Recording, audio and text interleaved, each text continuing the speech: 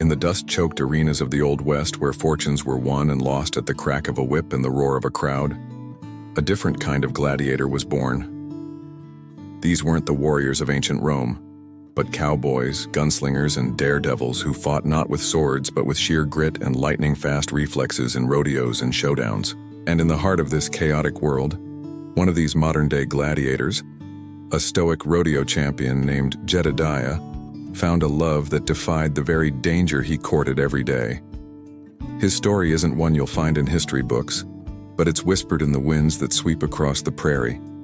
Jedadiah was a legend in the ring. He could tame the wildest broncs and face down the meanest bulls.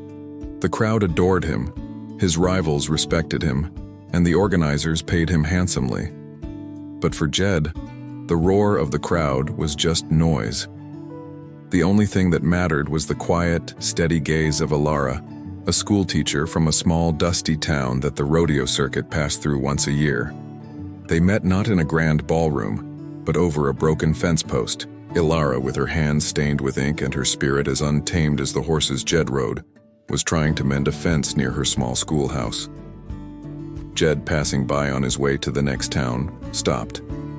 He saw something in her determination, a fire that matched his own. He dismounted and without a word took the tools from her hands and fixed the fence in minutes. He didn't ask for thanks. He just tipped his hat and was about to ride away. But Alara's voice stopped him. It wasn't loud, but it carried a strength that could halt a stampede. "A man who can fix a fence can surely stay for a glass of water," she said, a small smile playing on her lips. That one glass of water turned into an evening of conversation. Aara spoke of books, of teaching children to dream beyond the dust of their town. Jed, a man of few words, found himself opening up, speaking of the sky, the feel of a horse beneath him, and the quiet loneliness of the open range. He wasn't just a gladiator of the dirt arena to her. He was a man with a soul as vast as the West itself. And she wasn't just a small-town teacher to him. She was the calm center in his whirlwind life. Their love story blossomed against a backdrop of constant chaos. For months out of the year, Jed was on the road, his life a series of 8-second rides and perilous showdowns. Letters became their lifeline. Alara's words were his anchor, her elegant script a stark contrast to the gritty reality of his world. She'd write about her students, about the changing seasons, about the simple joys of a quiet life. She never asked him to stop, to quit the life he knew. She understood that the arena was a part of him. Instead, she offered him a sanctuary to return to. Jed's letters were different. They were short, often written on scraps of paper, but they were filled with a raw honesty that touched Alara's heart. He'd describe the color of the sunset in a new territory, the sound of the crowd before a big ride, the ache in his bones that was a constant reminder of his dangerous profession, and at the end of every letter, the same 3 words, "Coming home to you." Those words were his promise, his mantra. The other cowboys couldn't understand it. They saw Jed as a machine, a man unbreakable. They saw his focus, his lack of fear. They didn't see the worn, folded letters he kept in his saddlebag or the way his eyes would soften when he read them. They didn't know that his true strength came not from his muscles or his skill, but from the love of a woman waiting for him hundreds of miles away. Their reunions were always bittersweet. The joy of being together was always shadowed by the knowledge of his next departure. Aara would tend to his injuries, her gentle hands stitching up cuts and soothing bruises. In these quiet moments, they created their own world.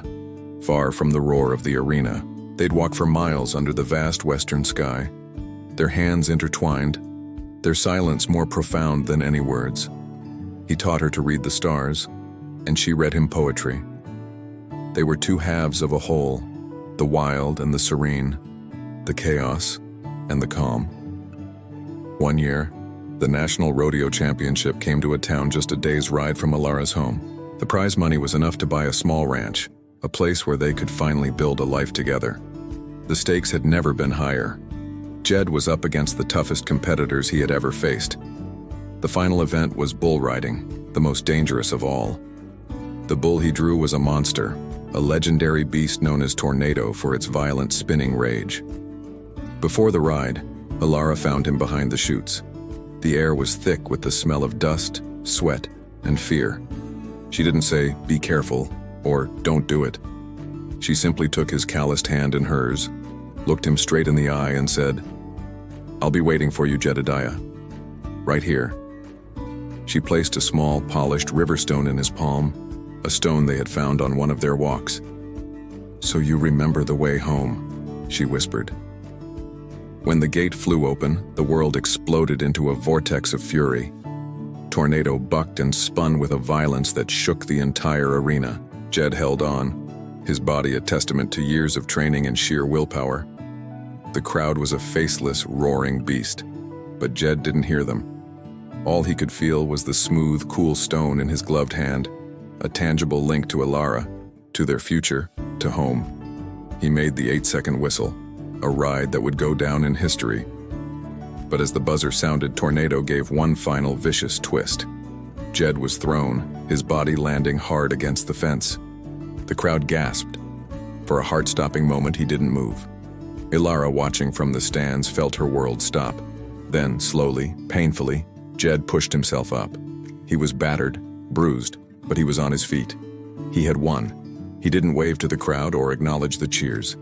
His eyes scanned the stands until he found her. And in that moment, a silent understanding passed between them. The arena, the fame, the danger.